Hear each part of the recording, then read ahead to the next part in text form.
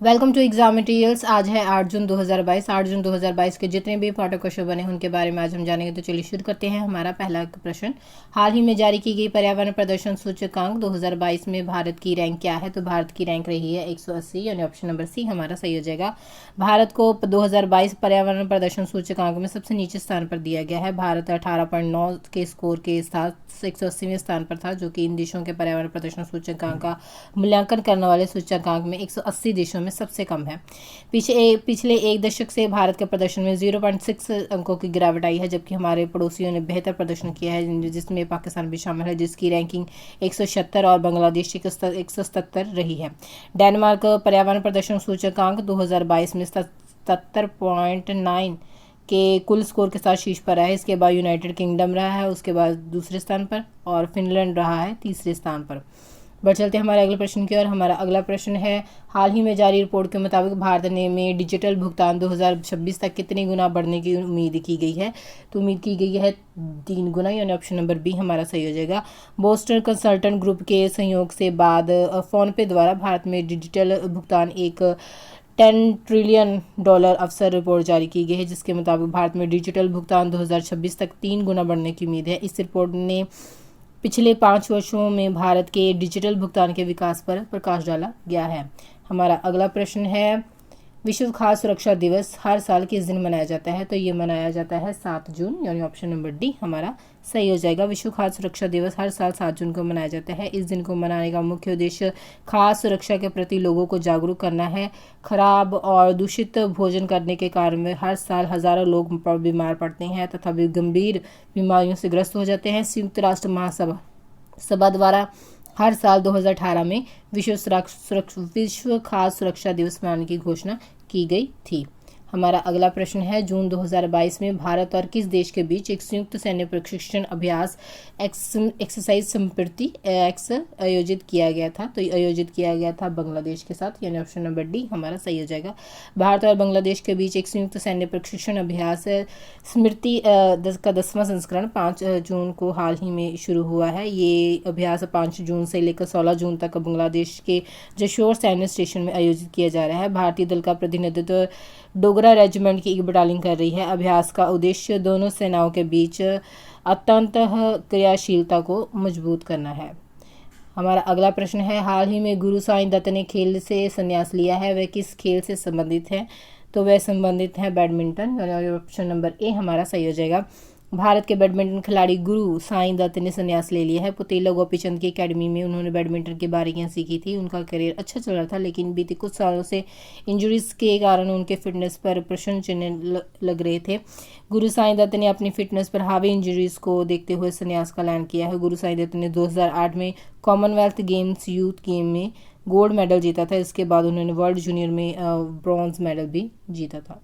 हमारा अगला प्रश्न है, किस राज्य सरकार ने जुलाई 2022 से सभी एकल उपयोग वाले प्लास्टिक पर प्रतिबंध लगाने का निर्णय लिया है? तो निर्णय लिया गया है पंजाब के द्वारा, यानी ऑप्शन नंबर बी हमारा सही हो जाएगा।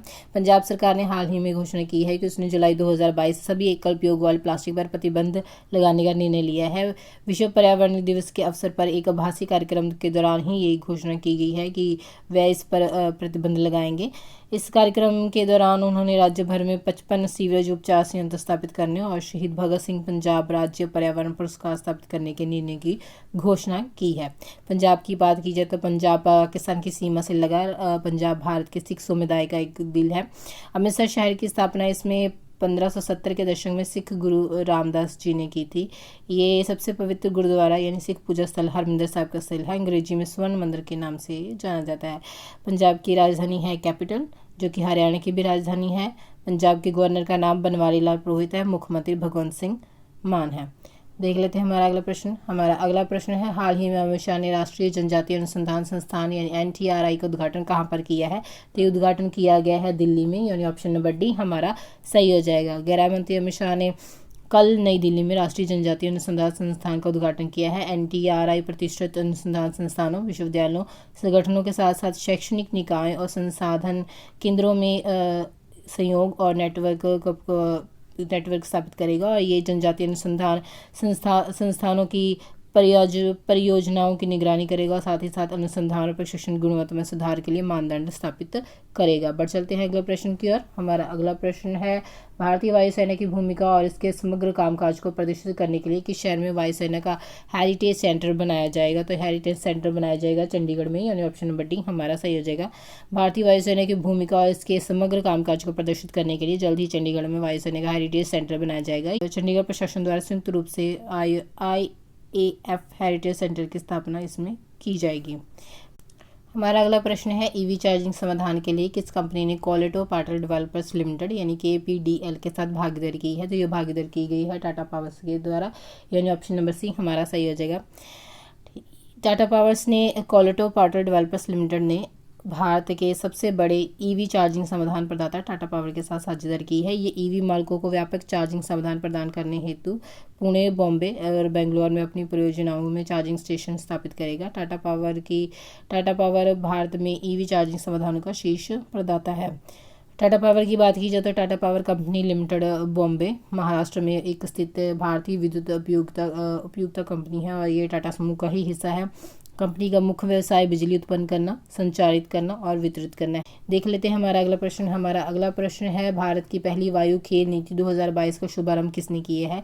तो ये किया गया है ज्योतिरादित्य सिंधिया, यानी ऑप्शन नंबर सी हमारा सही हो जाएगा। केंद्रीय नागरिक उड्डयन मंत्री ज्योतिरादित्य सिंधिया ने हाल ही में यानी कल को नई दिल्ली में भारत की पहली राष्ट्रीय वायु खेल नीति 2022 का शुभारंभ किया है। नीति का मुख्य उद्देश्य 2030 तक भारत के शीर्ष हवाई खेल देशों में शामिल करना है भारत को, और नीति का उद्देश्य देश में एक सुरक्षित, किफ़ायती और टिकाऊ हवाई खेल को स्थापित करना है। हवाई खेल नीति ballooning, aerobatics, gliding, power aircraft, parachuting और रोटरक्राफ्ट सहित 11 हवाई खेलों को बढ़ावा देगी। तो फ्रेंड्स, ये थे आज के महत्वपूर्ण करंट अफेयर्स। अगर आपको वीडियो अच्छी लगी तो आप इसे लाइक और शेयर करें। अगर आप चैनल पर नए हैं तो चैनल को सब्सक्राइब करें। वीडियो को देखते रहने के लिए धन्यवाद।